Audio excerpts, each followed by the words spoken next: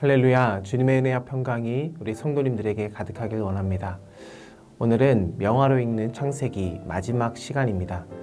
오늘은 요셉의 이야기를 가지고 명화와 함께 본문의 말씀을 묵상하고 함께 나누고자 합니다.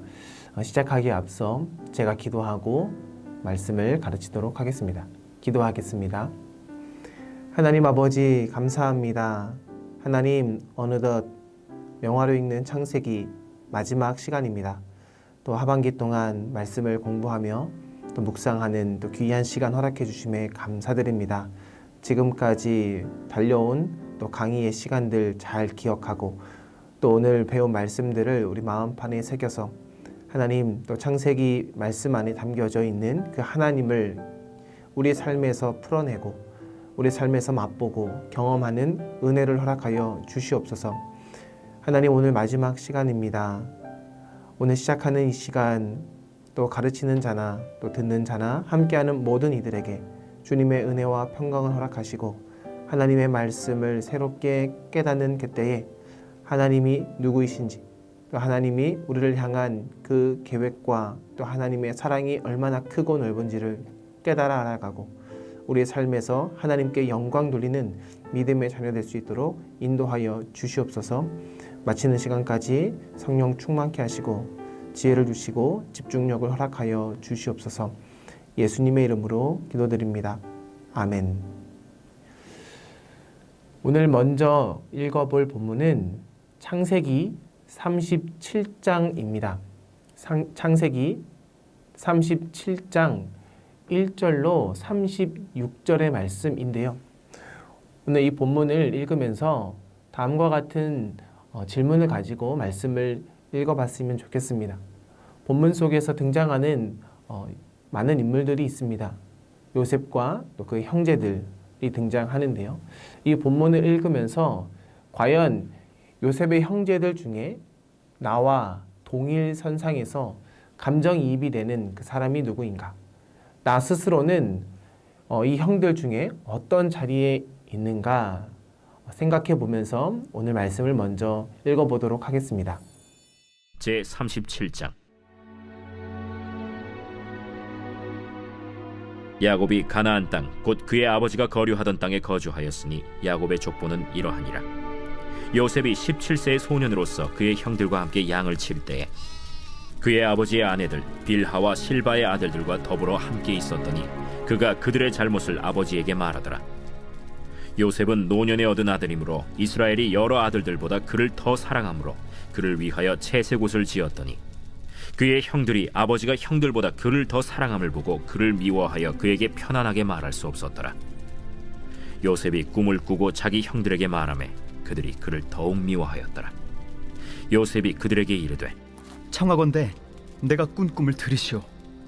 우리가 밭에서 곡식단을 묶더니 내 단은 일어서고 당신들의 단은 내 단을 둘러서서 절하도이다. 그의 형들이 그에게 이르되 내가 참으로 우리의 왕이 되겠느냐? 참으로 우리를 다스리게 되겠느냐? 그의 꿈과 그의 말로 말미암아 그를 더욱 미워하더니 요셉이 다시 꿈을 꾸고 그의 형들에게 말하여 이르되 내가 또 꿈을 꾼즉 해와 달과 11별이 내게 절하도이다. 그가 그의 꿈을 아버지와 형들에게 말하매 아버지가 그를 꾸짖고 그에게 이르되 내가 꾼 꿈이 무엇이냐? 나와 내 어머니와 내 형들이 참으로 가서 땅에 엎드려 내게 절하겠느냐? 그의 형들은 시기하되 그의 아버지는 그 말을 간직해 두었더라. 그의 형들이 세겜에 가서 아버지의 양떼를 칠 때 이스라엘이 요셉에게 이르되 내 형들이 세겜에서 양을 치지 아니하느냐? 너를 그들에게로 보내리라. 내가 그리하겠나이다. 가서 내 형들과 양떼가 다 잘 있는지를 보고 돌아와 내게 말하라. 하고 그를 헤브론 골짜기에서 보내니 그가 세겜으로 가니라. 어떤 사람이 그를 만난즉 그가 들에서 방황하는지라. 그 사람이 그에게 물어 이르되 내가 무엇을 찾느냐? 내가 내 형들을 찾아오니 청하건대 그들이 양치는 곳을 내게 가르쳐 주소서. 그들이 여기서 떠났느니라. 내가 그들의 말을 들으니 도단으로 가자 하더라. 요셉이 그의 형들의 뒤를 따라가서 도단에서 그들을 만나니라. 요셉이 그들에게 가까이 오기 전에 그들이 요셉을 멀리서 보고 죽이기를 꾀하여 서로 이르되 꿈꾸는 자가 오는도다. 자, 그를 죽여 한 구덩이에 던지고 우리가 말하기를 악한 짐승이 그를 잡아먹었다 하자. 그의 꿈이 어떻게 되는지를 우리가 볼 것이니라. 르우벤이 듣고 요셉을 그들의 손에서 구원하려 하여 이르되 우리가 그의 생명은 해치지 말자. 피를 흘리지 말라. 그를 광야 그 구덩이에 던지고 손을 그에게 대지 말라. 이는 그가 요셉을 그들의 손에서 구출하여 그의 아버지에게로 돌려보내려 함이었더라. 요셉이 형들에게 이르매 그의 형들이 요셉의 옷 곧 그가 입은 채색 옷을 벗기고 그를 잡아 구덩이에 던지니 그 구덩이는 빈 것이라 그 속에 물이 없었더라. 그들이 앉아 음식을 먹다가 눈을 들어본즉 한 무리의 이스마엘 사람들이 길르앗에서 오는데 그 낙타들의 향품과 유향과 몰약을 싣고 애굽으로 내려가는지라. 유다가 자기 형제에게 이르되 우리가 우리 동생을 죽이고 그의 피를 덮어둔들 무엇이 유익할까? 자, 그를 이스마엘 사람들에게 팔고 그에게 우리 손을 대지 말자. 그는 우리의 동생이요 우리의 혈육이니라. 하매 그의 형제들이 청종하였더라. 그때 미디안 사람 상인들이 지나가고 있는지라 형들이 요셉을 구덩이에서 끌어올리고 은 20에 그를 이스마엘 사람들에게 팔매 그 상인들이 요셉을 데리고 애굽으로 갔더라. 르우벤이 돌아와 구덩이에 이르러 본즉 거기 요셉이 없는지라 옷을 찢고 아우들에게로 되돌아와서 이르되 아이가 없도다.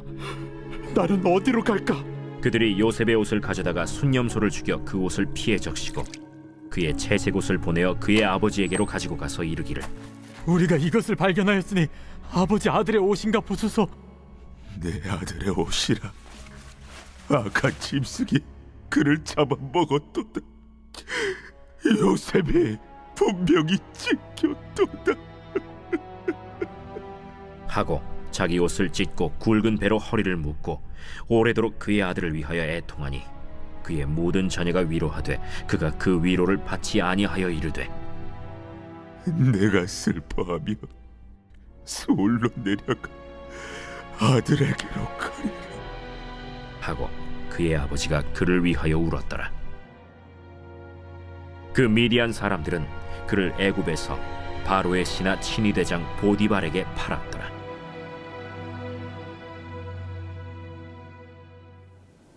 지금 보이시는 그림은 디에고 벨라스케스의 요셉의 피 묻은 옷을 건네받는 야곱이라는 제목의 그림입니다. 그림을 우리가 감상하기에 앞서서 이러한 질문을 가지고 그림을 감상했으면 좋겠는데요. 다양한 인물들이 그림 안에 묘사됩니다. 그림 안에서 나타나는 그 인물들을 찬찬히 살펴보면서 오늘 우리가 읽었던 그 본문과 견주어서 우리가 어떻게 이 그림을 읽어낼 수 있는지를 생각해 보면서 그림을 감상해 봤으면 좋겠습니다.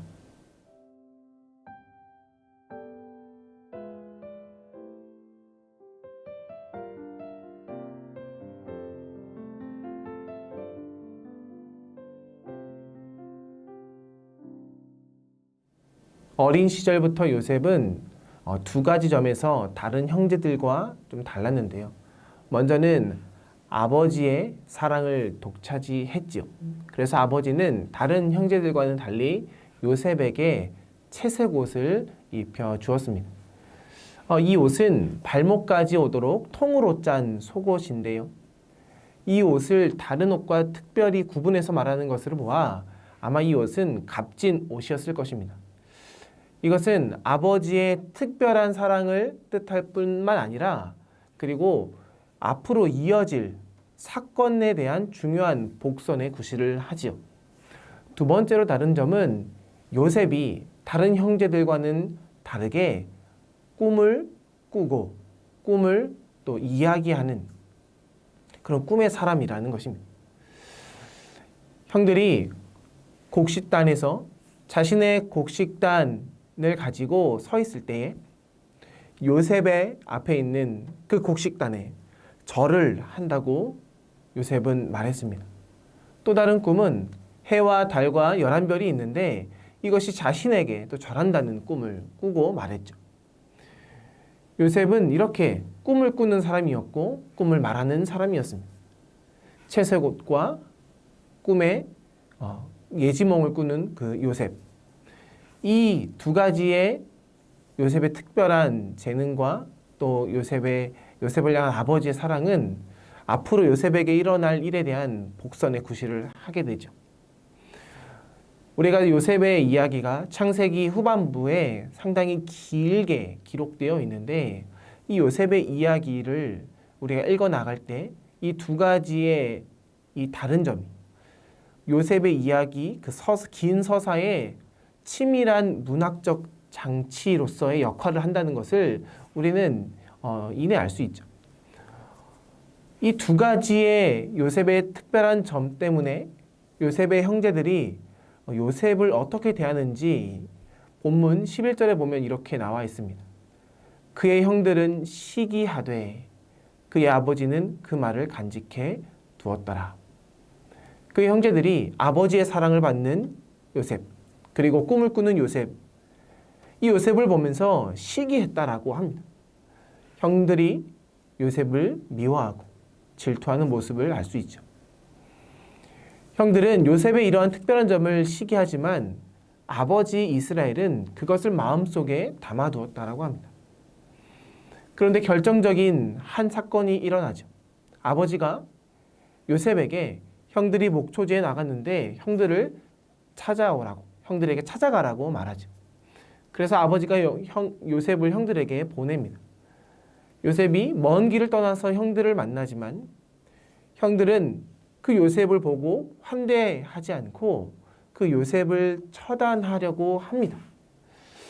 그런데 그 순간에 맏형인 르우벤이 말리죠. 그를 죽이지는 말자고. 그래서 요셉은 이집트로 가는 상인들에게 노예로 팔려버립니다. 이후에 형들은 요셉의 채색옷을 빼앗아서 그 요셉의 채색옷에 수점소의 피를 바른 뒤에 아버지 이스라엘에게 보여주면서 그가 죽었다고 거짓말까지 하지요. 이 이야기의 초점은 과연 어디에 있을까요? 그간 족장들의 이야기, 아브라함부터 그리고 이삭, 야곱의 이야기를 통해서 하나님은 그 족장 한 사람 한 사람의 그 삶의 여정 속에 개입하면서 그들이 때로는 성급하고 어리석었던 그 모습을 훈육하며 하나님은 그들을 통해서 하나님의 언약을, 그 약속을 지켜오셨습니다. 그렇게 하나님의 약속을 받았던, 훈육을 받았던 아브라함, 그리고 그 약속에 대한 변화로 하나님의 언약을 자신의 삶으로 풀어낸 이스라엘. 하지만 그 하나님과 아브라함, 이스라엘을 통해서 1대1로 하나님의 언약을 가지고 왔던 그 선조들과는 달리 그 후대에 와서는 요셉과 그 형제들에 와서는 이 이야기가 하나님과 사람의 1대1 관계가 아니라 사람과 사람 사이의 그런 역학적인 관계 속에서 하나님의 언약이 이루어지고 있음을 우리는 알 수 있죠. 즉 요셉과 형들의 그 반목과 화해의 이야기를 통해서 하나님의 약속은 이제 이스라엘 백성들, 그 백성들 사이 서로의 관계의 관점으로 전환되고 있다는 것을 우리는 볼 수 있습니다. 이러한 특별한 사건들, 서로 미워하고 질투하지만 결국에는 화해해서 한 공동체가 되는 이 이야기는 이제 창세기를 통해서 출애굽기로 가는 그 길목에서 우리에게 새로운 관점을 시사해주고 있는 것이죠. 거기서 가장 중요한 핵심은 요셉이 형들을 용서했다라는 것입니다. 이것은 이후에 한 번 더 이야기하겠습니다. 중요한 것은 하나님과 사람의 1대1 관계를 넘어서서 이제는 사람과 사람의 관계 속에서 용서와 화해가 있어야 하나님의 언약이 온전히 완성될 수 있다는 것. 오늘 이것을 우리는 요셉의 이야기를 통해서 볼 수 있습니다. 바로 이러한 내용을 잘 담아서 표현한 화가가 디에고 벨라스케스, 바로 그의 작품입니다. 벨라스케스는 처음에는 일상의 사소한 대상을 그리는 화가였습니다. 하지만 이후에 그는 스페인 필리페 4세의 왕실 화가가 되어서 함부르크 왕가의 수많은 왕족들과 귀족들의 초상화를 전문적으로 그리게 되었죠. 이때 벨라스케스는 르네상스와 매너리즘을 두루 섭렵한 화가가 되었습니다. 그리고 당대의 루벤스라는 위대한 화가의 그 화법에도 많은 관심을 가지면서 자기가 그리고 싶은 그 주제를 강조하기 위해서 명암을 사용했는데요. 어둡고 밝은 그 명암을 통해서 자신이 묘사하고 싶은 그 부분을 더 밝게 묘사하는 화폭을 담아내는 그런 뛰어난 능력을 발휘했습니다. 이후에 벨라스케스는 인물의 심리를 표현하는 화가로서 그림을 많이 그렸는데요. 그랬기 때문에 후대의 인상주의파 화가들이 이 벨라스케스를 보면서 그의 작품을 찬사하기도 했습니다. 이렇게 벨라스케스는 왕실의 부름을 받고 한동안 인물화를 그리다가 이후에 그는 종교화를 그리는 화가로 변모하게 되는데요. 그 첫 번째 그림이 바로 우리가 보는 이 작품입니다. 벨라스케스가 이 그림에서 몇몇 인물들을 자세하게 묘사하면서 그들의 내면의 심리를 그림 속에 담아냅니다. 이 그림은 형제들 간의 고조된 그 갈등 구조를 잘 드러내고 있는데요. 이 그림 안에 나오는 인물들은 요셉의 형들입니다. 사실 이 그림을 보면 관람자에게 등을 돌리고 있는 인물 말고는 우리가 누가 누구인지 규명하기 상당히 어려운데요. 등을 돌린 이 인물은 다른 이들과 달리 웃옷을 전혀 걸치고 있지 않지요. 그리고 상체를 왼쪽으로 틀고 있습니다. 뭔가에 기대서 의지하고 있죠. 그는 마치 괴로운 듯한 그런 자세를 취하고 있습니다. 오른손으로 머리채를 감싸쥐고 있다라는 것은 그가 괴로워하고 있다라는 것을 반증하고 있는 것인데요. 아마 그는 우리가 오늘 본문에서 살펴보았던 요셉을 구하려고 했던 르우벤이 아닐까 싶습니다. 르우벤은 왼쪽 위에서 내리쬐는 그 빛을 피하고 있습니다. 아마도 이 빛은 그 형제들 안에 감추어진 그 진실을 질책하는 양심의 소리를 상징하는 것일 것입니다. 반면에 가운데 요셉의 피 묻은 채색 옷을 들고 있는 두 사람이 보이죠. 이들은 그들 마음속에 있는 양심의 소리에 아랑곳하지 않고 뻔뻔스러운 표정을 짓습니다. 하나님의 약속을 이어갈 백성들 사이에서의 그 관계를 깨트리는 시기와 거짓을 대표하는 인물인 듯합니다. 이 두 인물과는 대조적으로 어둠 속에 있는 또 다른 두 인물이 있죠. 굉장히 흥미로운데요. 앞에 주황색 옷을 입은 그 인물 보이시지요? 그는 가려진 진실에 대해서 갈등하는 모습을 조금 비치는 듯해 보입니다. 하지만 더 뒤에 더 어둡게 그려진 인물들, 그들은 참으로 뻔뻔스럽게 서 있는 듯한 모습을 보이죠. 아마 그들은 뻔뻔스럽게 거짓말을 하는 것 같아 보입니다. 죄책감과 두려움이 그들 안에 있었지만 그들은 거짓말로 포장해서 이 상황을 모면하려고 하는 것이죠. 그런데요, 이 그림에서 가장 주목할 만한 부분은 아래쪽에 강한 빛을 받으며 거짓말하는 그 두 인물을 향해서 사납게 짓고 있는 하얀 개입니다. 이스라엘은 아무것도 모른 채 동생 그 요셉의 이야기를 듣고 놀라고 있는 반면에 이 개는 마치 모든 진실을 알고 있다는 듯이 그 형제들을 향해서 공격적으로 지저대고 있습니다.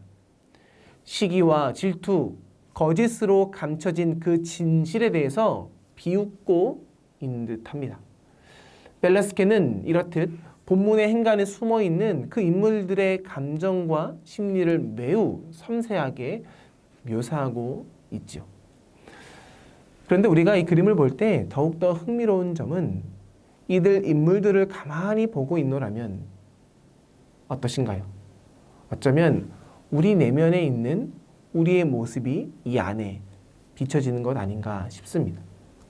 요셉과 형들의 그 관계에서 보듯이 우리도 교회 안에서, 공동체 안에서 서로 사귀고 또 하나님의 일을 해나갈 때에, 하나님의 부름을 받아서 서로 한 가족의 공동체로 살아갈 때에 우리 안에도 때로는 르우벤과 그 다른 형제들의 모습이 우리 안에 있지는 않은지요.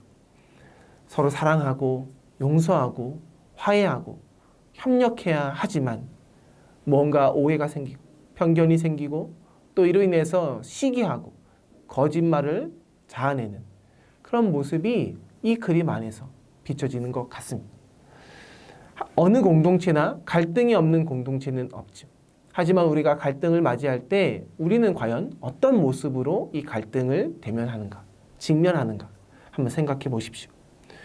요셉의 형제들이 제각각 보여주는 이 모습이 나와 전혀 다른 모습이 아니라 어쩌면 우리 안에 내재해 있는 우리의 본 모습일 수도 있다는 것.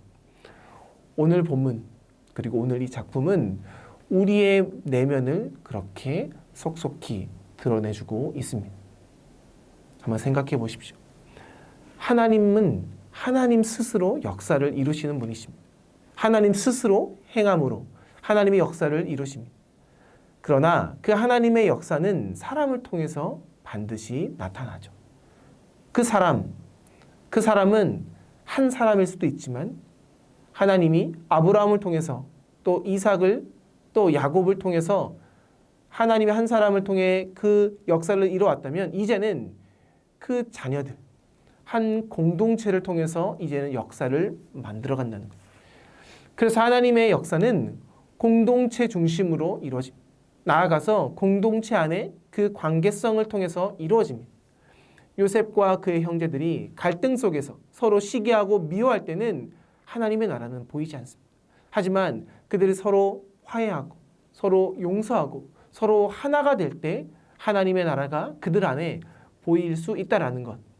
오늘 이 본문과 이 작품은 우리가 어떠한 상황 속에서 한 갈등을 맞이할 때 어떻게 반응해야 되는지를 생각해 볼 수 있도록 안내하고 있습니다.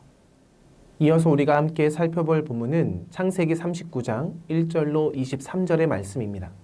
이 본문을 읽을 때에 이 본문 안에서 되풀이되는 말이 무엇인지 한번 찾아보시고 그 말의 의미가 무엇인지 묵상해 보면서 함께 본문의 말씀을 먼저 읽어보도록 하겠습니다. 제39장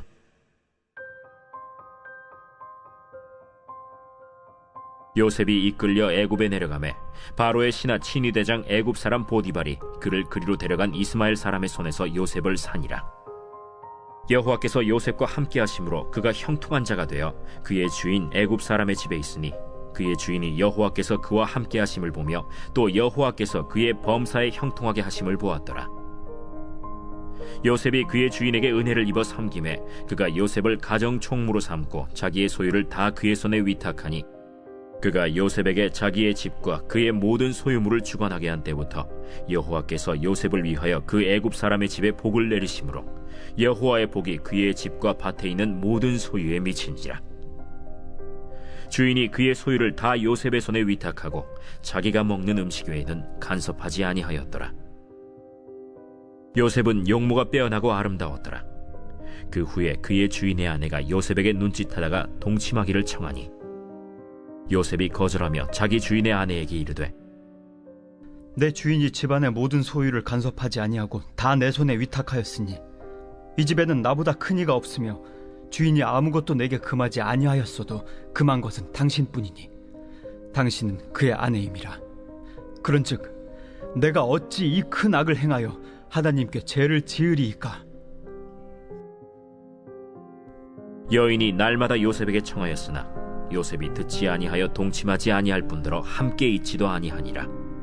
그러할 때 요셉이 그의 일을 하러 그 집에 들어갔더니 그 집 사람들은 하나도 거기에 없었더라. 그 여인이 그의 옷을 잡고 이르되 나와 동침하자. 그러나 요셉이 자기의 옷을 그 여인의 손에 버려두고 밖으로 나가매 그 여인이 요셉이 그의 옷을 자기 손에 버려두고 도망하여 나감을 보고 그 여인의 집사람들을 불러서 그들에게 이르되 보라, 주인이 히브리 사람을 우리에게 데려다가 우리를 희롱하게 하는도다. 그가 나와 동침하고자 내게로 들어오므로 내가 크게 소리질렀더니 그가 나의 소리질러 부름을 듣고 그의 옷을 내게 버려두고 도망하여 나갔느니라. 그의 옷을 곁에 두고 자기 주인이 집으로 돌아오기를 기다려 이 말로 그에게 말하여 이르되 당신이 우리에게 데려온 히브리 종이 나를 희롱하려고 내게로 들어왔으므로 내가 소리질러 불렀더니 그가 그의 옷을 내게 버려두고 밖으로 도망하여 나간나이다. 그의 주인이 자기 아내가 자기에게 이르기를 당신의 종이 내게 이같이 행하였다 하는 말을 듣고 심히 노한지라. 이에 요셉의 주인이 그를 잡아 옥에 가두니 그 옥은 왕의 죄수를 가두는 곳이었더라. 요셉이 옥에 갇혔으나 여호와께서 요셉과 함께 하시고 그에게 인자를 더하사 간수장에게 은혜를 받게 하시매 간수장이 옥중 죄수를 다 요셉의 손에 맡김으로 그 재반 사물을 요셉이 처리하고 간수장은 그의 손에 맡긴 것을 무엇이든지 살펴보지 아니하였으니 이는 여호와께서 요셉과 함께 하심이라. 여호와께서 그를 범사에 형통하게 하셨더라. 앞에 보이시는 이 그림은 렘브란트 반 레인의 요셉을 고발하는 보디발의 아내라는 작품입니다. 이 작품을 살펴보시면 세 명의 인물이 나오죠. 그 인물의 표정들을 잘 주목하여 보시면서 이 그림의 분위기를 먼저 함께 느껴보고 이 그림을 감상해 보도록 하겠습니다.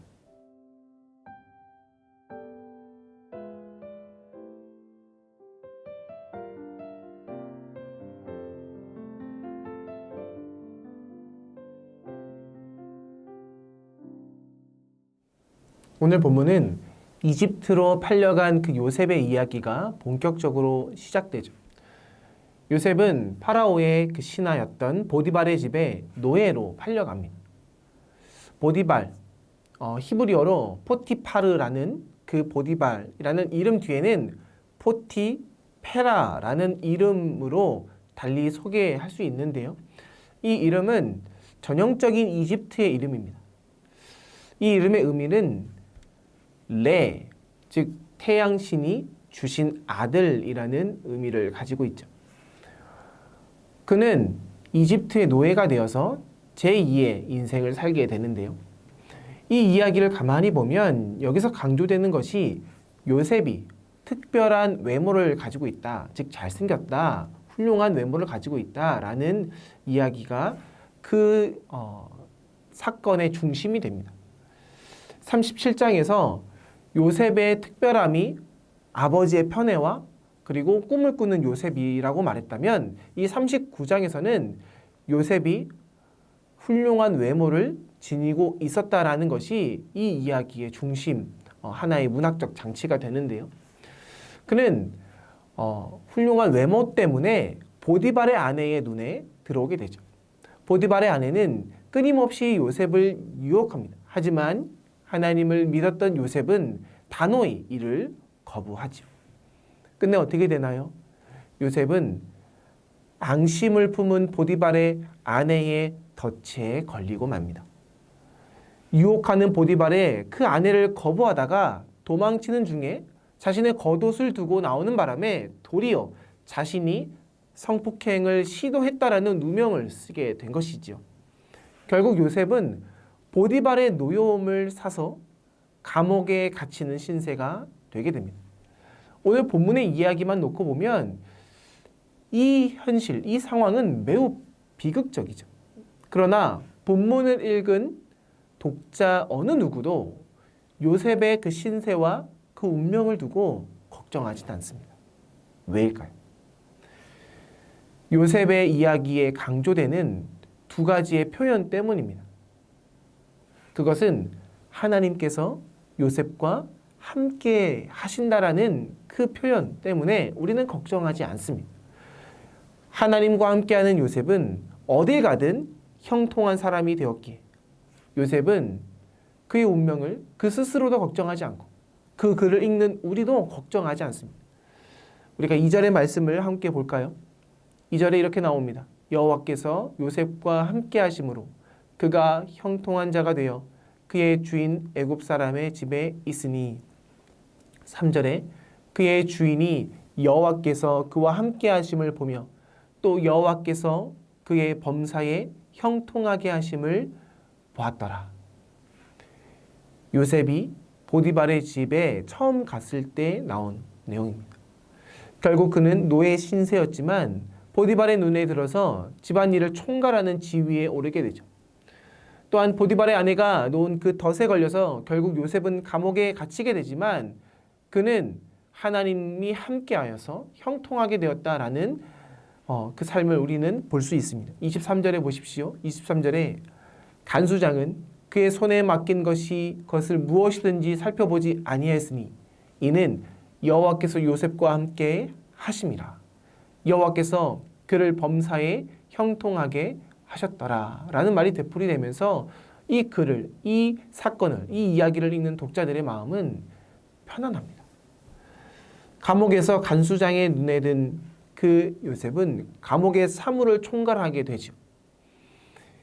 결국 요셉의 이야기는 눈으로 보기에는 참으로 억울하고 좌절된 상황일 수밖에 없지만 그 가운데서 하나님의 임재하심이 있었기 때문에 그는 어떠한 상황 속에서도 그는 좌절하지 않습니다. 그리고 이 요셉의 상황을 보는 우리들도 하나님의 임재가 워낙 강하게 하나님이 함께 하신다는 것을 알기에 우리 또한 요셉의 운명을 보며 우리가 불쌍하고 또 그가 앞으로 힘들어지겠다고 장담하지 않지요. 그렇다면 이 사건을, 이 이야기를 중심으로 그림을 그린다면 어떤 장면을 그림으로 그리는 것이 가장 적절할까요? 대부분의 화가들은 12절의 말씀을 참고해서 보디발의 아내가 강하게 요셉을 유혹하는 그 장면, 그리고 요셉이 그 유혹을 뿌리치며 뛰쳐나가는 그 장면을 그림으로 그렸죠. 오늘 우리가 살펴본 렘브란트 반 레인의 이 작품도 바로 이 구절에서부터 그림을 그리게 되었는데요. 그의 삶을 잠시 살펴보면 그는 젊은 시절에 부유함과 명성을 누렸습니다. 하지만 그의 실수로 인해서 또 그의 잘못된 선택으로 인해서 그가 파산을 하게 되죠. 이후에 그는 가난과 고독 속에서 삶을 살았습니다. 이 모든 부와 명예 그리고 가난을 경험했던 렘브란트가 노년의 시절에 자신의 모습을 잘 형상화해서 그림을 그렸는데요. 스스로에 대한 삶의 성찰과 고뇌 속에서 그는 자신을 그림으로 그렸습니다. 그러면서 그는 하나님의 말씀을 대할 때에 하나님의 말씀은 한 사람의 과거와 현재 그리고 미래를 그 말씀 안에서 찾을 수 있는 영원한 이야기다라고 말하면서 그는 하나님의 말씀을 그림으로 표현해냈지요. 렘브란트는 오늘 12절의 말씀을 가지고 그림을 그릴 때에 요셉과 보디발의 아내 그리고 보디발을 이 그림 안에 담았습니다. 당시에 많은 화가들이 이 장면을 그릴 때에 선정적인 장면을 묘사하기 위해서 때로는 누드화로도 그림을 그렸던 반면에 오늘 렘브란트는 좀 다른 관점에서 이 그림을 그립니다. 이 그림을 보시면 보디발의 아내가 남편에게 향해 무언가 말하고 있습니다. 요셉이 자신을 겁탈했다는 그 거짓말을 하고 있는 장면을 포착해서 오늘 렘브란트는 그림을 그리고 있죠. 렘브란트는 마치 연극의 한 장면인 듯 오늘 본문을 형상화했습니다. 침대에 걸터앉은 보디발의 아내는 미간을 잔뜩 찌푸린 채 입술에 힘을 주고 남편에게 요셉에 대해서 거짓말을 하죠. 요셉이 어디 있나요? 침대 모서리에 서 있죠. 요셉의 그 모습을 가만히 보면 그 요셉 앞에 빨간 겉옷이 걸려 있습니다. 보디발은 놀라운 눈으로 아내와 요셉을 번갈아 보면서 그의 왼손은 허리를 짚어서 분노에 찬 심정을 드러내고 있습니다. 근데 요셉의 그 모습을 우리가 주목해서 보면 좀 흥미로운데요. 미소년인 요셉은 두 손을 앞에 모은 채 머리를 살짝 기울이고 있습니다. 이 상황에서 더 이상 그 어떤 말도 소용없음을 벌써 깨달은 듯 합니다. 그의 미간을 보면 작은 근심들이 드러나 있죠. 하지만 그는 체념하거나 절망 속에 빠져 있지 않습니다. 오히려 그는 누구를 쳐다보냐면 거짓말하는 보디발의 아내를 쳐다보며 그녀를 안타깝게 생각합니다. 사실 노예로서 요셉이 처한 이 상황, 이것은 지금 남을 걱정할 처지는 아니죠. 그럼에도 그림을 감상하는 이들이 이 요셉을 보면 그렇게 평온해 보일 수 없습니다. 어쩌면 렘브란트는 앞서 우리가 본문에서 말했던 2절과 3절 그리고 23절에서 되풀이되고 있는 그 하나님의 함께하심, 그 하나님의 임재, 이것을 요셉이 마치 깨닫고 알고 있는 듯한, 그래서 요셉은 자신의 삶에 대해서 불안해하고 있지 않다라는 것을 표정에 담고 있는 듯합니다. 요셉의 이야기를 보면 한 사람의 삶이 얼마나 많은 굴곡이 있고 우여곡절이 있고 때로는 좋은 날도 있지만 힘들고 어려운 상황들이 우리 앞에 언제든 닥칠 수 있다는 것을 생각해 볼 때, 우리 인생살이가 언제나 뜻하지 않는 일들이 우리에게 닥쳐올 수 있다는 것을 감안해서 볼 때, 우리가 그런 인생의 질곡 속에서 그 어려움들을 이길 수 있는 그 비결을 오늘 요셉을 통해서 발견할 수 있다는 것이죠. 보디발의 아내와 같은 사람이 나를 유혹하거나 나를 힘들게 하고 나를 시험에 빠뜨릴 때에 우리는 그때 그 상황에 매몰되어야 하는 것이 아니라 요셉과 같이 하나님이 지금 나와 함께 하심을 보고 그 상황을, 문제를 만들었던 그 사람을 오히려 더 안타깝게 여기며 우리의 시선을 하나님께 두며 나아가야 된다는 것을 오늘 이 작품을 통해서, 그리고 요셉과 함께 하시는 그 하나님을 통해서 우리는 우리의 어려움들을 직면해야 된다는 것을 오늘 이 그림과 말씀이 우리에게 가르쳐주고 있습니다. 다음으로 우리가 함께 살펴볼 본문은 창세기 40장 1절에서 23절의 말씀인데요. 이 본문을 읽으면서 우리가 이번에는 요셉의 눈으로 한번 이 본문을 읽어봤으면 좋겠습니다. 이 본문에 두 관리가 나오는데요. 이 두 관리를 요셉이 어떻게 보고 있을까?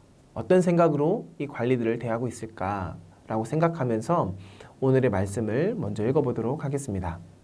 제 40장.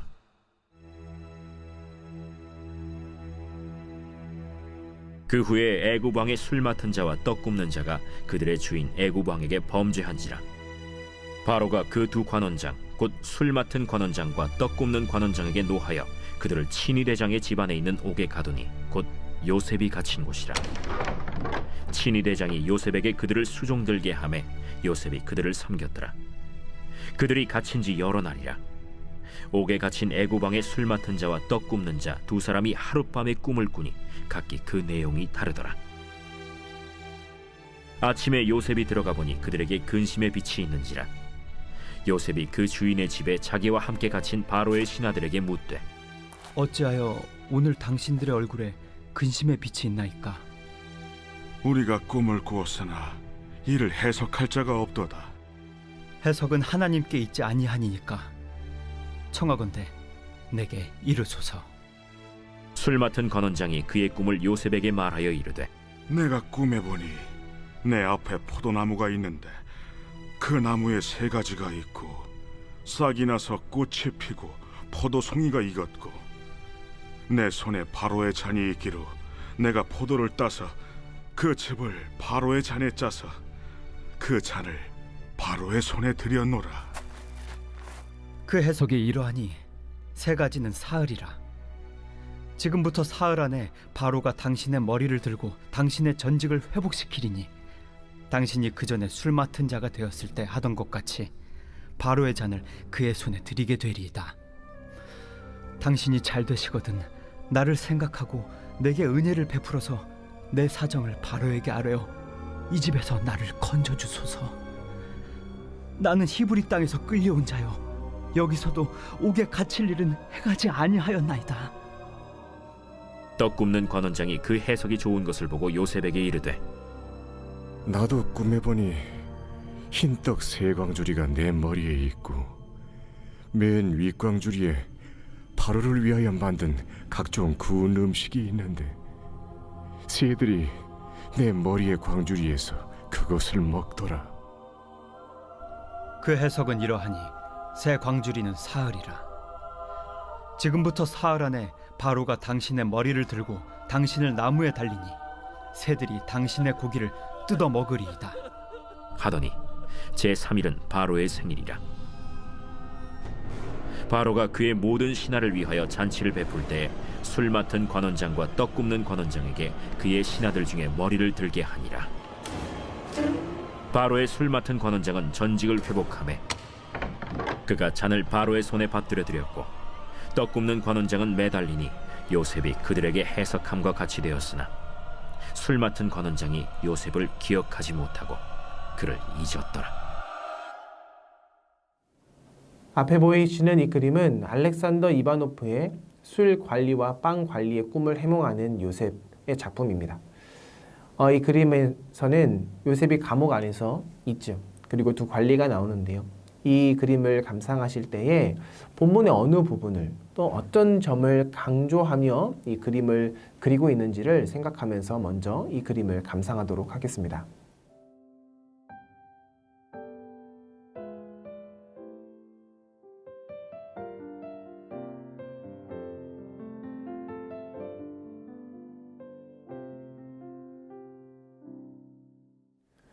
아버지 이스라엘의 총애를 받던 특별한 아이 요셉은 형들의 시기 때문에 이집트까지 노예로 팔려왔습니다.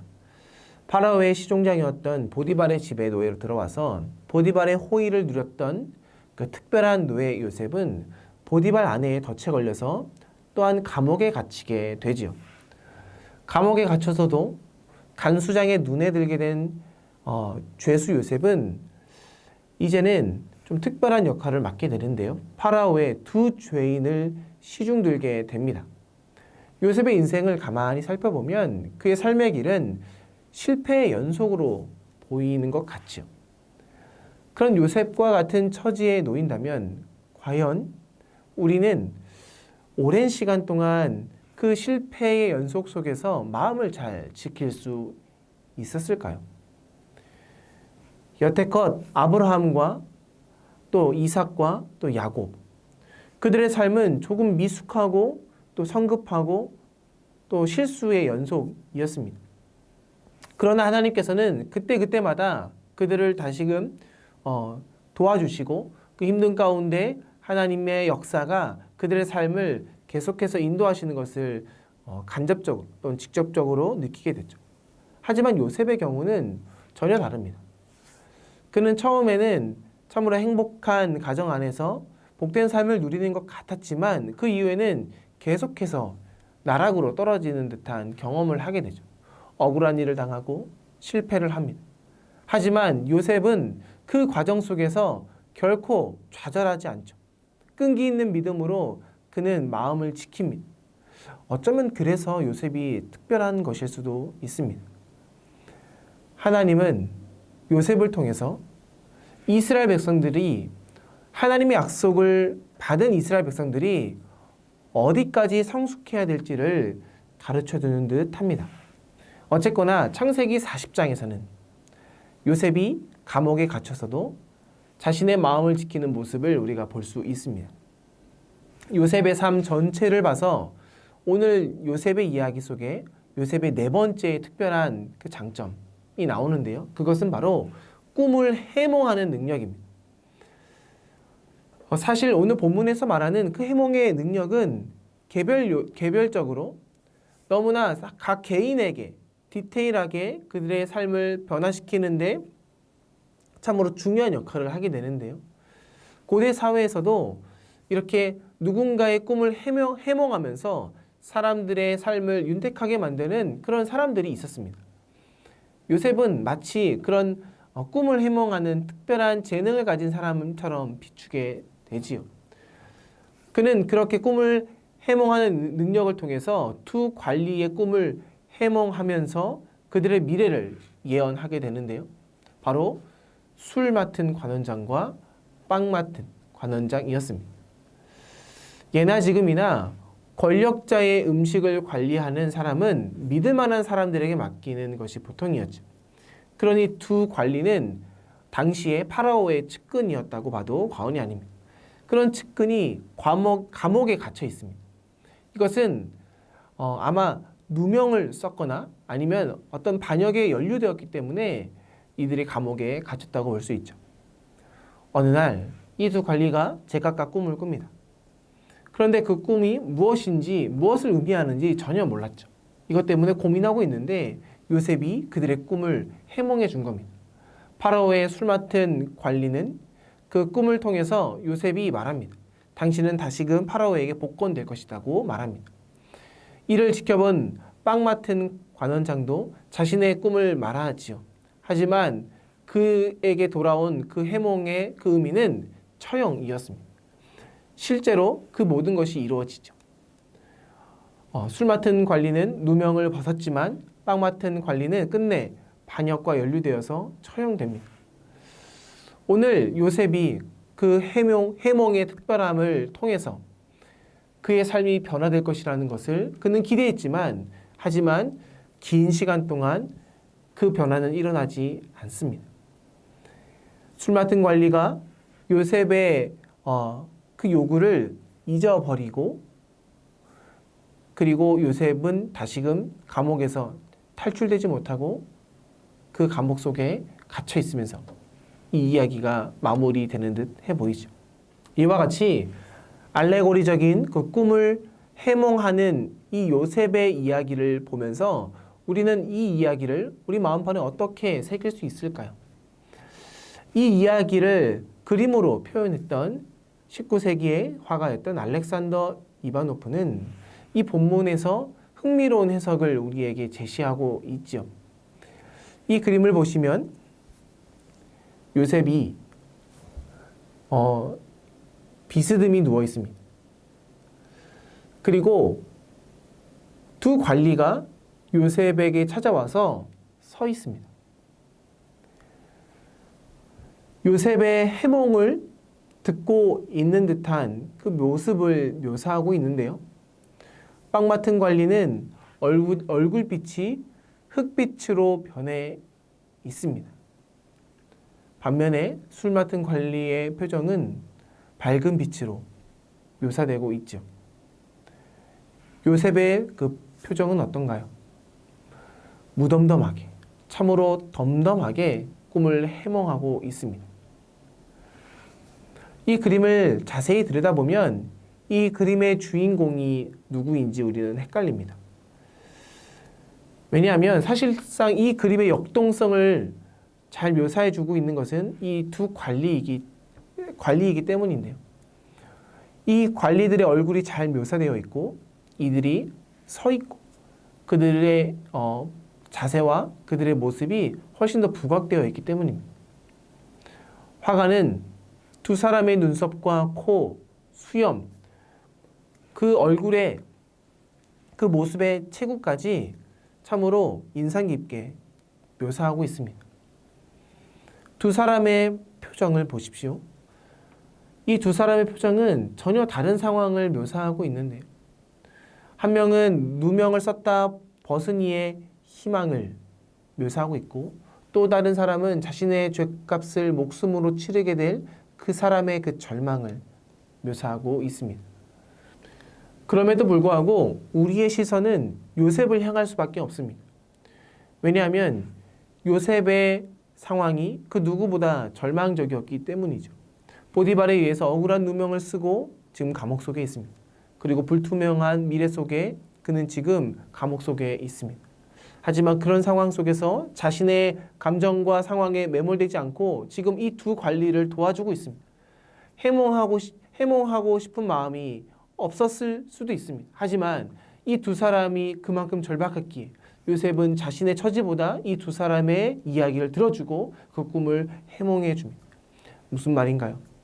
그는 덤덤하게 자신의 상황을 지켜보고 있다는 것입니다. 그 덤덤함이 그의 얼굴 속에, 이 상황 속에 묘사되어 있습니다. 그가 누워있는 것, 편안한 것처럼 비스듬히 누워있는 그 듯한 이 자세는 그가 이 상황을 지금 어떻게 대처하고 있는지를 우리는 알 수 있습니다. 우리가 앞서 살펴본 그 렘브란트의 그림 속에서도 요셉은 보디발의 아내를 측은하게 안타깝게 바라봤다라고 했죠. 이 두 관리도 요셉은 그런 느낌으로 바라보고 있습니다. 요셉의 마음 속에는 지금 두려움이 없습니다. 걱정이 없습니다. 그의 마음 속에는 여전히 희망이 있습니다. 왜일까요? 바로 하나님이 그와 함께 하고 있다는 그 희망을, 그 사실을, 그 약속을 잊어버리지 않았기 때문입니다. 보디발의 아내의 그 덫에 걸려서 감옥에 갈 수밖에 없었던 그 요셉, 그리고 감옥 속에서 영원히 빠져나올 수 없을 듯한 그 불확실한 미래 속에서도 요셉은 여전히 자신의 마음을 굳건하게 지킬 수 있었다는 것. 우리는 이 요셉을 보면서 우리의 상황이 아무리 어두울지라도, 아무리 절망적일지라도 우리와 함께 하시는 하나님을 우리는 기억해야 된다는 것을 우리는 오늘 이 본문과 이 그림을 통해서 알 수 있습니다. 마지막으로 우리가 살펴볼 본문은 창세기 41장 1절에서 57절의 말씀입니다. 창세기의 마지막의 이야기 중에서 특별히 이 본문을 선정해서 읽는 것은 창세기 이후에 이제 출애굽기가 시작되고, 출애굽기에는 하나님의 언약이 이제는 한 민족을 통해서 이루어지는 그 중간에 징검다리 역할을 하는 본문이 있기 때문인데요. 이집트 땅에서 총리로서 활약하고 있는 그 요셉의 모습이 여기에 잘 담겨져 있습니다. 이 요셉의 모습이 창세기와 출애굽기를 이어주는 그 징검다리 역할을 어떻게 감당하고 있는지를 생각하면서 오늘 본문의 말씀을 먼저 읽어보도록 하겠습니다. 제41장.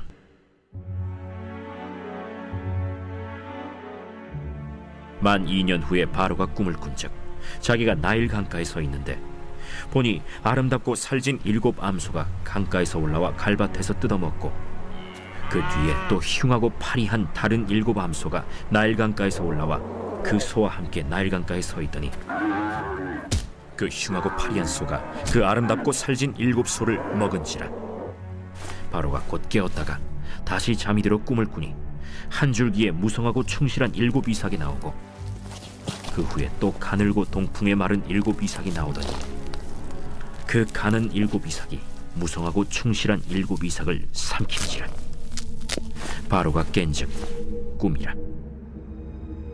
아침에 그의 마음이 번민하여 사람을 보내어 애굽의 점술가와 현인들을 모두 불러 그들에게 그의 꿈을 말하였으나 그것을 바로에게 해석하는 자가 없었더라.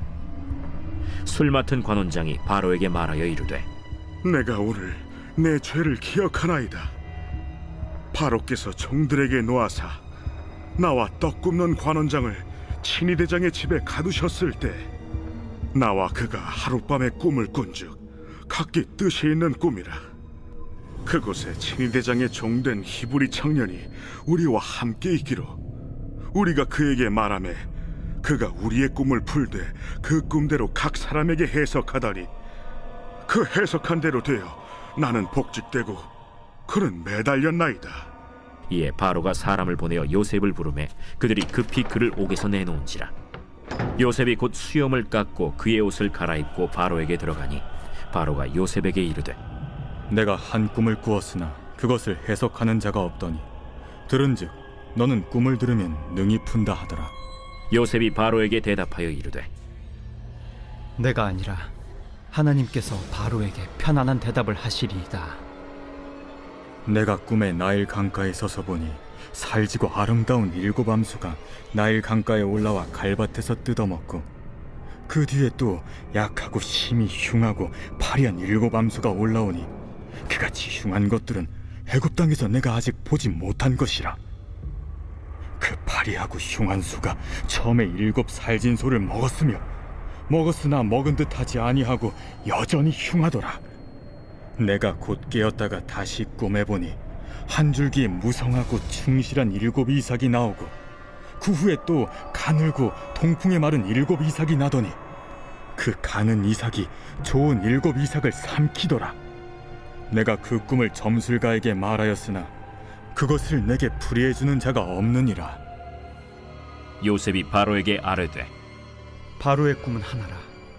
하나님이 그가 하실 일을 바로에게 보이심이니이다. 7 좋은 암소는 7회요 7 좋은 이삭도 7회니 그 꿈은 하나라. 그 후에 올라온 파리하고 흉한 7소는 7년이요 동풍에 말라 속이 빈 7 이삭도 7회 흉년이니 내가 바로에게 이르기를 하나님이 그가 하실 일을 바로에게 보이신다 함이 이것이라.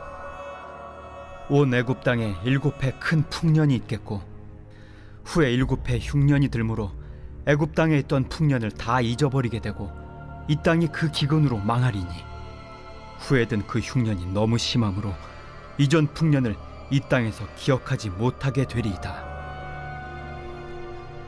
바로께서 꿈을 2번 겹쳐 꾸신 것은 하나님이 이 일을 정하셨음이라. 하나님이 속히 행하시리니 이제 바로께서는 명철하고 지혜 있는 사람을 택하여 애굽 땅을 다스리게 하시고 바로께서는 또 이같이 행하사 나라 안에 감독관들을 두어 그 7회 풍년에 애굽 땅의 5분의 1을 거두되 그들로 장차 올 풍년의 모든 곡물을 거두고 그 곡물을 바로의 손에 돌려 양식을 위하여 각 성읍에 쌓아두게 하소서. 이와 같이 그 곡물을 이 땅에 저장하여 애굽 땅에 임할 7회 흉년에 대비하시면 땅이 이 흉년으로 말미암아 망하지 아니하리이다. 바로와 그의 모든 신하가 이 일을 좋게 여긴지라. 바로가 그의 신하들에게 이르되 이와 같이 하나님의 영에 감동된 사람을 우리가 어찌 찾을 수 있으리요? 하나님이 이 모든 것을 내게 보이셨으니 너와 같이 명철하고 지혜 있는 자가 없도다. 너는 내 집을 다스리라. 내 백성이 다 내 명령에 복종하리니 내가 너보다 높은 것은 내 왕자뿐이니라.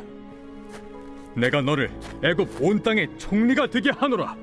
하고 자기의 인장 반지를 빼어 요셉의 손에 끼우고 그에게 세마포 옷을 입히고 금사슬을 목에 걸고 자기에게 있는 버금 수레에 그를 태우매 무리가 그의 앞에서 소리 지르기를 엎드리라. 바로가 그에게 애굽 전국을 총리로 다스리게 하였더라. 나는 바로라. 애굽 온 땅에서 내 허락이 없이는 수족을 놀릴 자가 없으리라. 그가 요셉의 이름을 사브낫바네아라 하고 또 온의 제사장 보디베라의 딸 아스낫을 그에게 주어 아내로 삼게 하니라. 요셉이 나가 애굽 온 땅을 순찰하니라. 요셉이 애굽 왕 바로 앞에 설 때에 30세라. 그가 바로 앞을 떠나 애굽 온 땅을 순찰하니 7회 풍년에 토지 소출이 심히 많은지라. 요셉이 애굽 땅에 있는 그 7년 곡물을 거두어 각 성에 저장하되 각 성읍 주위의 밭의 곡물을 그 성읍 중에 쌓아두매 쌓아둔 곡식이 바다 모래같이 심히 많아 세기를 그쳤으니 그 수가 한이 없음이었더라. 흉년이 들기 전에 요셉에게 2 아들이 나되 곧 온의 제사장 보디베라의 딸 아스낫이 그에게서 낳은지라. 요셉이 그의 장남의 이름을 므낫세라 하였으니 하나님이 내게 내 모든 고난과 내 아버지의 온 집리를 잊어버리게 하셨다. 차남의 이름을 에브라임이라 하였으니 하나님이 나를 내가 수고한 땅에서 번성하게 하셨다. 애굽 땅에 7회 풍년이 그치고 요셉의 말과 같이 7회 흉년이 들기 시작하매 각국에는 기근이 있으나 애굽 온 땅에는 먹을 것이 있더니 애굽 온 땅이 굶주리매 백성이 바로에게 부르짖어 양식을 구하는지라.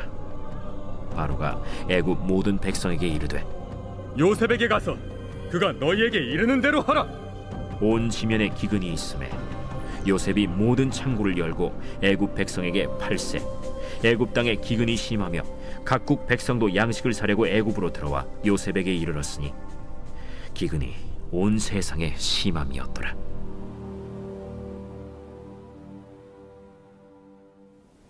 이 그림은 마르크 샤갈의 파라오의 꿈을 해석하는 요셉이라는 작품입니다. 이 작품을 살펴볼 때에 이 샤갈의 그림에서 나오는 파라오 그리고 요셉, 이 두 사람의 모습을 주목해서 어떤 점이 강조되고 있는지를 생각하면서 이 그림을 먼저 감상해 보도록 하겠습니다.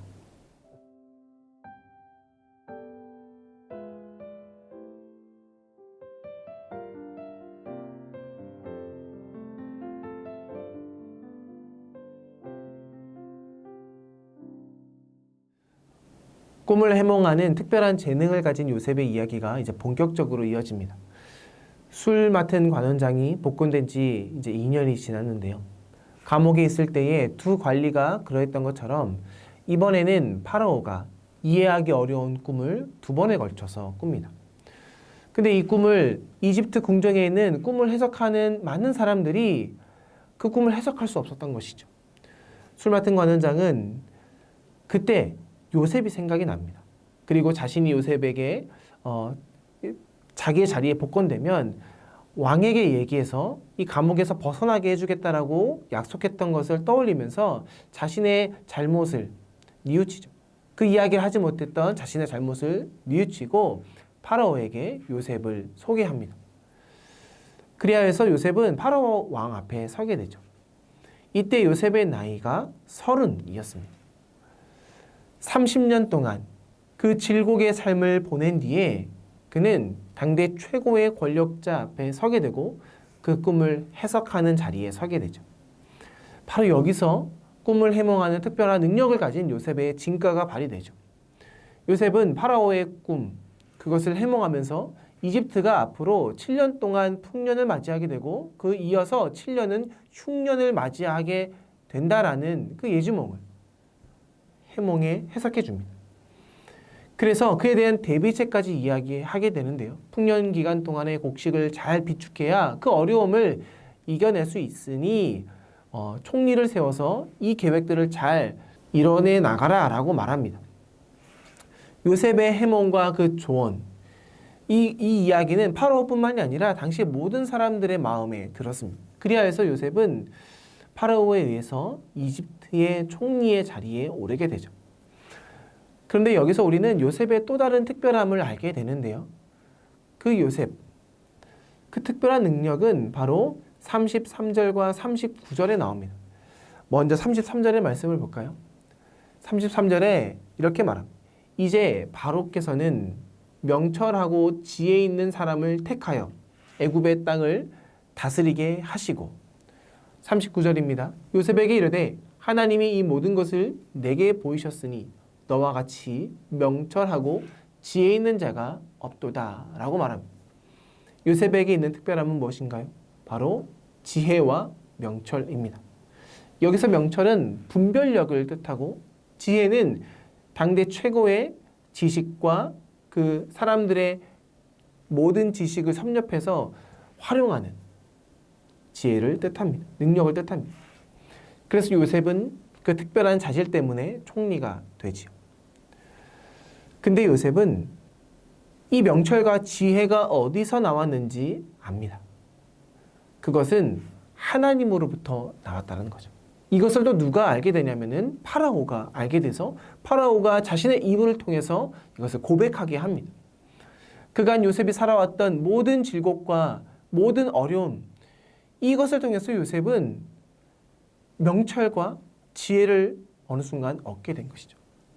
하나님이 요셉에게 고난을 허락하셨던 것은 그의 30년의 인생을 통해서 명철과 지혜를 알게 하기 위함이었다는 것을 우리는 알 수 있습니다. 오늘 이 본문의 장면을 그린 샤갈은 요셉이 파라오를 만나는 장면을 담담하게 그렸습니다. 이 그림에서 보면 파라오는 수심에 가득 찬 그 얼굴로 꿈의 뜻을 몰라서 답답해하고 있죠. 하지만 요셉은 말끔하게 면도한 모습으로 그 꿈의 뜻을 해석합니다. 이 두 사람 사이에 꿈의 내용이 자리 잡고 있죠. 담담하게 표현한 이 그림에서 어떤 의미, 본문의 어떤 의미를 우리는 깨달을 수 있을까? 샤갈은 그 비밀을 그림의 제목에 담아 두었습니다. 샤갈은 이 그림을 그리면서 특별히 25절과 28절, 32절의 말씀을 주목하고 있는데요. 32절, 바로께서 꿈을 2번 겹쳐 꾸신 것은 하나님이 이 일을 정하셨습니다. 하나님이 속히 행하시리니. 이 세 본문의 공통점은 하나님께서 행하실 일을 파라오에게 보이셨다라는 겁니다. 곧 샤갈은 하나님의 행하심과 파라오가 그것을 보는 행위에 초점을 맞추고 있었다는 것이죠. 이 관점에서 이 그림을 다시 보면 흥미롭습니다. 하나님이 하실 일을 보아야 할 파라오는 정작 눈을 감고 있지요. 아마도 그것을 볼 수 없음을 강조하고 있는 듯합니다. 이에 비해 요셉은 눈을 뜨고 있습니다. 결국 사갈은 이 그림에서 하나님께서 하실 일을 파라오가 보지 못하고 파라오가 이 하나님의 일을 보기 위해서는 요셉이 꼭 필요하다라는 것을 말하고 있는 것이죠. 즉 파라오라는 그 세상은 하나님께서 하시는 일을 볼 능력이 없다라는 것이죠. 이러한 세상에서 하나님의 뜻과 하나님의 계획, 그 하나님의 약속을 볼 줄 아는 사람은 믿음의 사람들, 하나님의 약속을 얻은 사람들, 바로 그들이라는 것입니다. 샤갈의 그림에서 요셉처럼 하나님의 뜻을 볼 수 있는 사람은 바로 하나님의 부르심을 받은 사람들이라는 것입니다. 그리고 나아가서 하나님의 언약을 듣고 그 30년 동안 모든 질곡 속에서 모든 고난을 겪어낸 사람이야말로 하나님의 뜻을 분별하는 명철과 지혜를 가지고 그 하나님의 계획을 정확하게 볼 수 있다는 것입니다. 그러니 우리가 믿음의 사람으로 하나님의 부르심을 받는 것은 하나님의 은총이지만 명철과 지혜를 우리가 담보하여 세상 속에서 하나님의 뜻을 보고 선포하고 살아갈 수 있기 위해서 우리에게 필요한 것은 그 시간이라는 것입니다. 모든 고난과 역경과 그 질곡의 세월을 지켜내고 그 과정을 이겨내는 그 삶 속에서야 우리는 비로소 하나님의 뜻을 분명하게 보고 세상을 향해서 말할 수 있다는 것입니다. 오늘 이 본문을 통해서 우리가 기억해야 될 것은 하나님의 은총은 모두에게 허락된 하나님의 복이지만 우리가 그 은총을 가지고 하나님의 그 뜻을 발견하여서 세상 가운데 선포하고 믿음의 사람으로 살아가기 위해서는 우리 또한 훈련의 과정이, 진료의 과정이, 고난의 과정, 그 광야의 시간이 필요함을 우리가 기억해야 된다는 것입니다. 오늘 요셉의 이야기를 통해서 창세기의 마지막 부분을 우리가 함께 묵상하고 살펴보았습니다. 하나님은 요셉이라는 그 한 사람, 나아가서 그 형제들과의 그 관계, 한 공동체 안에서 서로 화해가 일어날 때 하나님의 나라가 임함을 볼 수 있다는 것을 우리가 생각해 보았습니다. 그리고 어떠한 고난과 역경이 있을지라도 희망을 잃지 않을 수 있는 이유는 하나님이 믿음의 사람들과 함께 한다는 것을 살펴보았습니다. 그리고 마지막으로 그 고난의 그 질곡, 그 어려움들, 절망의 시간들이 끝났을 때 우리가 그것을 잘 견뎌냈을 때 우리는 세상을 향해서 하나님의 메시지를, 하나님의 계획을 덤덤하게 선언할 수 있는, 선포할 수 있는 믿음의 사람이 될 수 있음을 우리가 함께 살펴보았습니다. 창세기의 모든 주제는 이렇게 하나님의 부르심이 한 사람과 공동체를 통해서 확장되어져 가고 그리고 그 하나님의 계획은 다시금 고난과 그 역경을 통해서 그것을 견뎌낸 믿음의 사람들을 통해 세상 속에 다시금 선포될 수 있다는 것. 이것이 창세기의 이야기에 마무리되는 하나님의 복이라는 것을 우리가 기억해야 합니다. 이후에 출애굽기로 이어질 때에 요셉과 같은 그 삶이, 요셉과 같은 한 공동체 안에서의 용서와 화해가 이루어지는 그 삶이 이루어질 때에 이스라엘이라는 그 민족이 비로소 가나안 땅에서 하나님의 나라를 이뤄 나갈 수 있는 한 민족이요, 한 공동체가 될 수 있다는 것을 우리가 기억해야 합니다. 오늘 우리가 이 이야기를 마무리하면서 창세기의 전반적인 내용을 살펴보았는데 하나님께서 세상을 창조하시고 하나님께서 아브라함을 부르시고 그리고 그 아브라함을 부르신 그 언약이 요셉을 통해서 완성되어져 가는 그 창세기의 전반적인 이야기를 살펴보았을 때에 오늘 내가 어디에 있는지, 오늘 나는 어디로 향해야 하는지, 오늘 나는 어떤 모습으로 주님을 믿고 섬겨야 하는지를 깊이 생각해보고 믿음으로 우리의 삶을 잘 견뎌내고 말씀 안에서 하나님께 영광 돌리는 주님의 자녀가 되었으면 좋겠습니다. 이번 학기 정말 수고하셨고요. 또 내년도에 또 새로운 말씀을 가지고 또 새로운 강의를 가지고 우리 성도님들과 함께 교제하는 시간 갖도록 하겠습니다. 제가 기도하고 마치겠습니다. 하나님 아버지 감사합니다. 우리 창세기의 말씀을 이번 학기 동안 살펴보았습니다. 하나님, 우리가 하나님의 부르심 받은 하나님의 자녀요. 하나님의 언약을 받은 주님의 자녀임을 고백합니다. 그 언약과 하나님 말씀, 약속을 기억하고 우리 삶에 있는 다양한 문제들과 고난 속에서도 오늘 요셉과 같이 희망을 잃지 않고 나와 함께 하시는 그 하나님을 믿음으로 말미암아 모든 시험들, 고난들, 모든 역경들을 잘 이겨낼 수 있도록 인도하시고 그 모든 과정들이 끝났을 때에 우리 안에 명철과 지혜와 총명이 있어서 세상을 향해서 하나님의 계획을 선포하며 나아가는 믿음의 자녀가 될 수 있도록 인도하여 주시옵소서. 감사드리며 살아계신 우리 구주 예수님의 이름으로 기도드립니다. 아멘. 한 학기 동안 고생하셨습니다. 또 이번 한 해도 잘 마무리하시고 또 내년도에 또 새로운 강의로 또 함께 인사드리도록 하겠습니다.